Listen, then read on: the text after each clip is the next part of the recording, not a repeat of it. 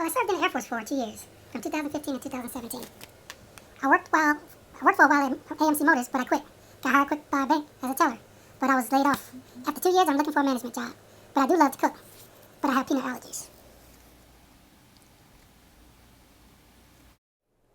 Wow, how do you help that guy with all that going on? In my very first video, I told you that I worked with veterans with multiple employment barriers. That guy that I just listened to was light lifting as far as I'm concerned. For the benefit of relieving you from any self-loathing, let's we just say we all accepted work mistakes and made some. For the veterans who I worked with, there were more mistakes than most. Criminal history, limited work skills, at most a high school education. I also work with heroes after 25 years of being in the military serving their country. Look, employment gaps, no matter the circumstance, raise questions whether your skills are current, if your industry expertise is still functional, or your knowledge is outdated, and are your capabilities to do the job still intact. When employers hire experienced people, it's often to use their skills right away, next day, to take advantage of their knowledge. Gaps in your employment weaken your expertise and abilities. It's just the simple truth. Even if a prospective employer does not view you negatively because of the gap, all things being equal, we have to face a reality that employers prefer candidates with continuous work histories over the ones that have gaps. Inconsistency and misinformation, all because you put it there.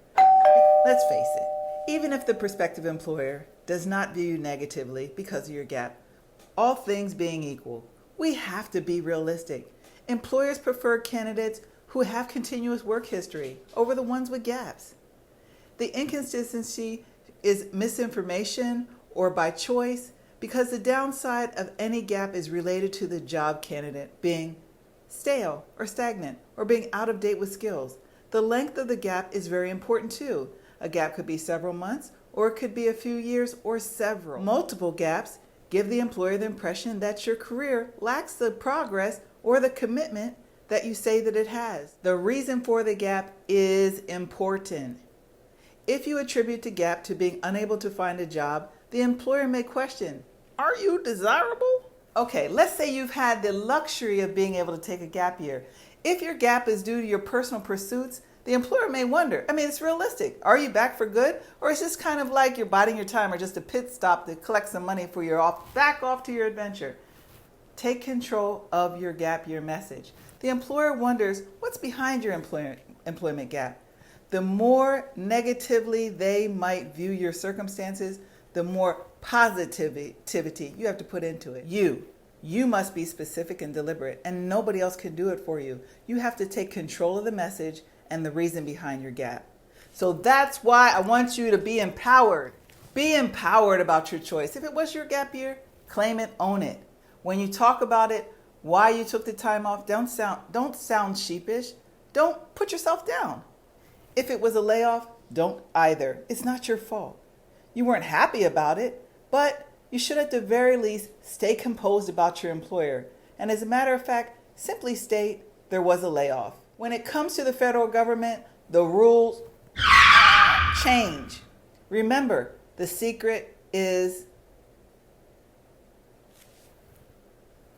I'm new at this, Social Security number. We all have one.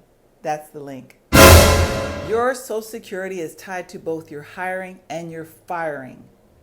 Laid off or fired, there is a difference, and it's apparent when it comes to unemployment. If you chose to quit your job, I don't want to get into the weeds, but quitting a gainful employment is grounds for disqualification for unemployment. What do you pay on unemployment? Sure enough, you pay taxes. To whom do you pay the taxes? Bingo! IRS. And who's the IRS, may I ask? Yes, it's the federal government. Is it becoming clearer to you yet? Now, let's take a look. Did I pause long enough? I'm going to get this.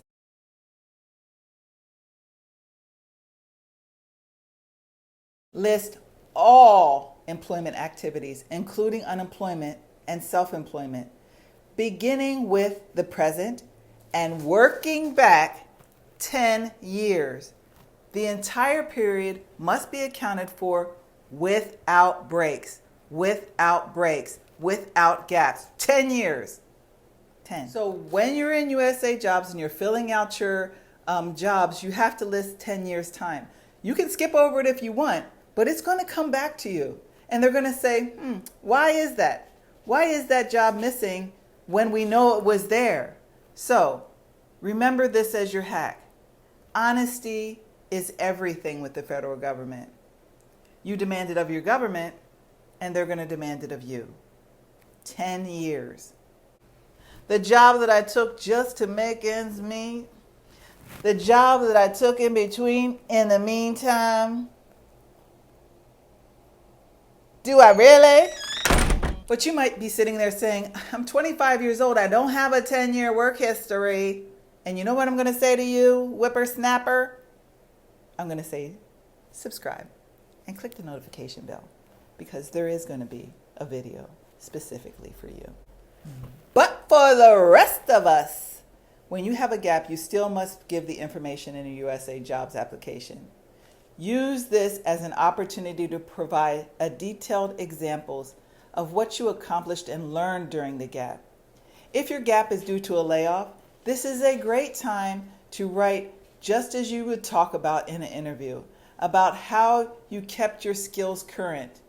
Write about what you've accomplished professionally during the period that you were laid off. If you are watching this video and you're currently laid off, I'm going to tell you exactly as I told my veterans. I highly encourage you to get out there and enroll in a class at your local community college, or find a free class online. I know the money might be tight, but you got to find a way to keep yourself productive and occupied. Volunteer at a local organization or church. That's going to be another hack. Use your skills in a capacity that allows you to put something in a description box, not just unemployed and looking for work. You have 5,000 characters. Like, I'm going to give you this example. Lisa. That's 4 characters. My name is Lisa. Well, you have 5,000 characters to describe your capabilities, knowledge, skills, and abilities. Don't waste a single one. Don't waste a single one. I came across a really significant quote by Mark Twain. A person who can't read has no advantage over a person who won't. Think about it. If you're not reading the details, the devil is in it. And the devil is you. List all of your employment activities, including unemployment and self-employment, beginning with the present and working back 10 years. The entire period must be accounted for without breaks. What part of all do you not understand? There are no gaps with the federal government. My own experience working with the veterans. Like I said, big time barriers. But the thing that eliminated the people with barriers and those that didn't is truth. If you have a gap, be it for 6 months or 2 years, and you just forgot that you had it, when it comes time for you to do that security clearance, it's going to say just what I told you. Yes, 10 years. So how do you have a job that just came up that you didn't have then? Understand this for a fact, and your greatest hack. What you put in that USA Jobs application is what you'll need to also verify for your security clearance. Make it be the same. So the difference between those veterans who were willing to spill their guts in an entire group of 20 to 30 veterans at the time was those that didn't want to spill it probably didn't say it. So whether you're a civilian or a veteran, as I said, the greatest hack is the fact. 10 years. 10. When we had our Veterans Walk-In Center and we had veterans who did not want to reveal the negative realities of experiences they were placed in or they walked into. And they chose to leave out that job, whether it was good or whether it was bad. They may have well crafted a resume that was glorious and had accolades and was profound and significant. But when you get that preliminary hire offer, the first thing that they're going to send you to is the security clearance. And in that security clearance, you're going to come up to that 5 and you're going to come up to that 10 years. And I saw hearts a racing during that time with veterans who had not put down, honestly, the periods of time where there were gaps. It was there. We pointed it out. And we've seen a significant difference between those who received that preliminary hire and went on to acquire the job and those that did not. You're going to have to decide for yourself which one you're going to be. And the decision will be, the proof is in the pudding if you read. Read, my friend, read. And put your boots on. See you next time.